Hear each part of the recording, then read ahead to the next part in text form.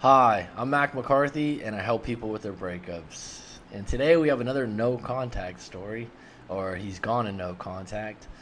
And it's actually the best way to go. If you're going to pick one way to go when you break up, it's got to be no contact to move on, to make yourself a stronger person, and basically realize that you can be on your own.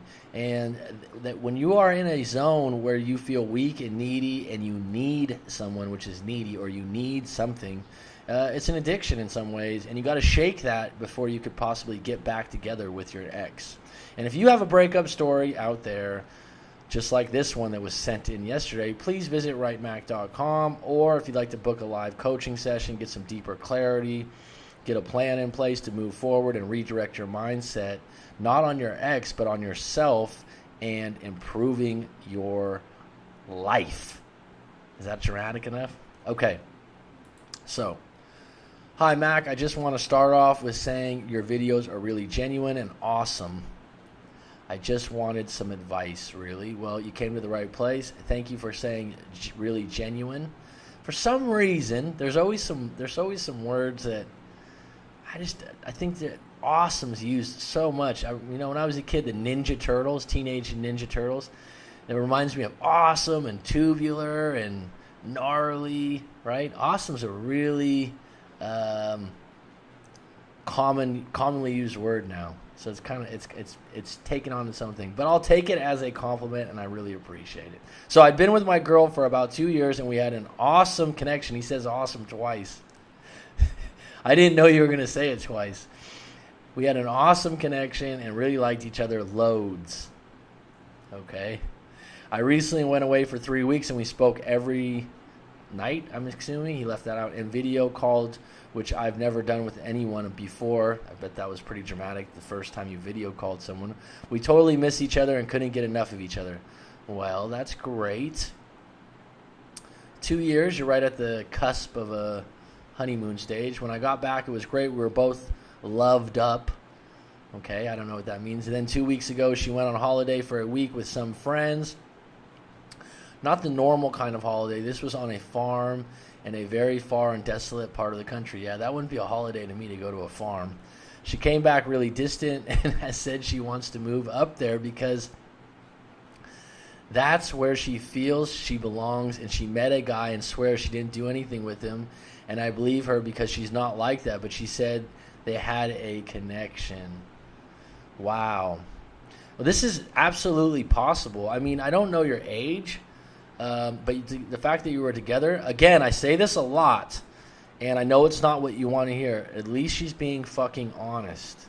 So a lot of people that, in a relationship, that says something about her character, that she's telling you the truth.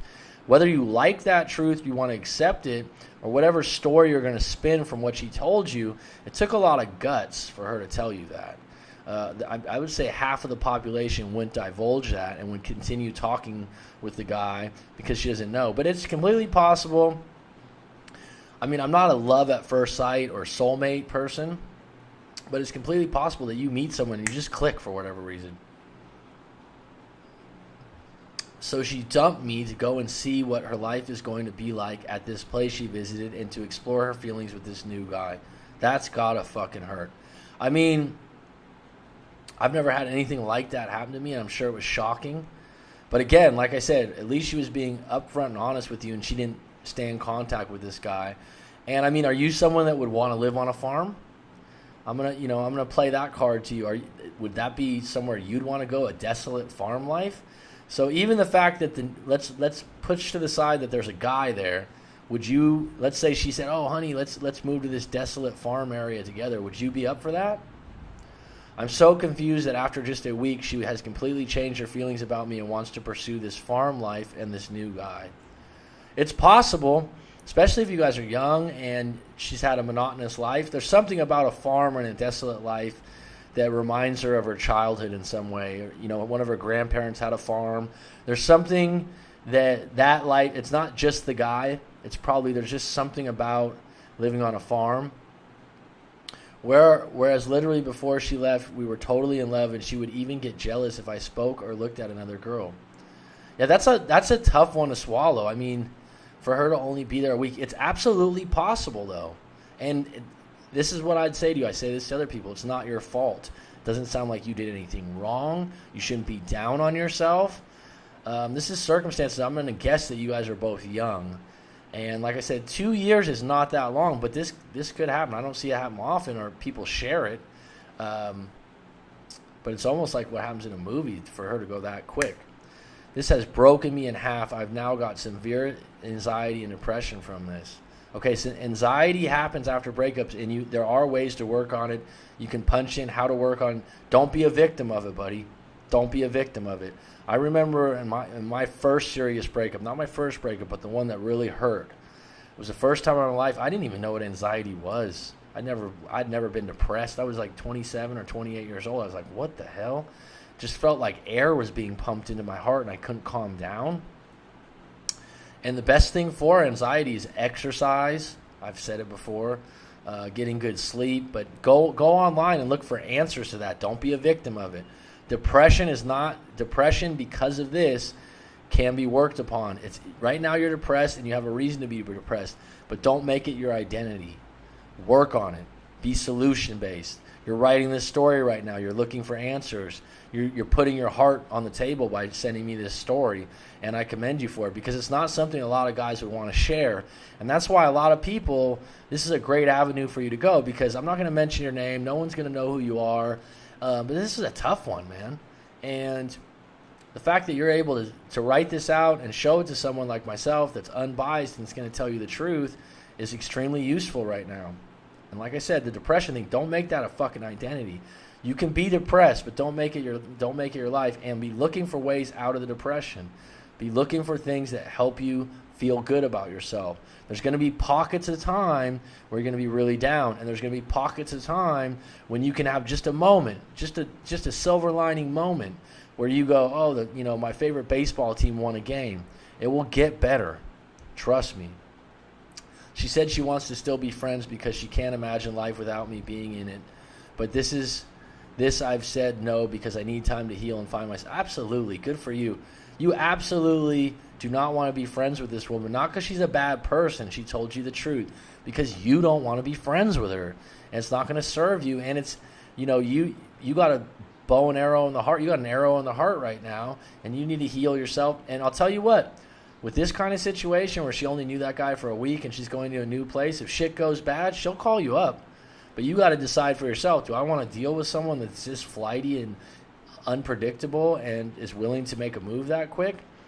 You need to take time for yourself. You did the right thing. I've been doing no contact about a week now, and it's really tough. 1 week's tough, man. I just had a lady that I did a live coaching with. I think she's into 2 weeks. 10 days in, it's tough. You'll have breakdowns. It's hard. But it's the right thing to do. Usually the hardest things to do are the right things to do. The thing, I've compared it before to healing a broken ankle or a knee. The doctor says you got to stay off your broken ankle for 3 weeks. Then we're going to have another surgery, and then we're going to have this. It takes time. It takes time to heal this. No contact's the best thing, or you're going to re-injure your heart. If that's traumatic enough. Been in no contact a week now, and it's really tough because we've gone from speaking every day to nothing, but I'm going to stick with it as it'll help me heal. But I also secretly want her to realize what she's just thrown away.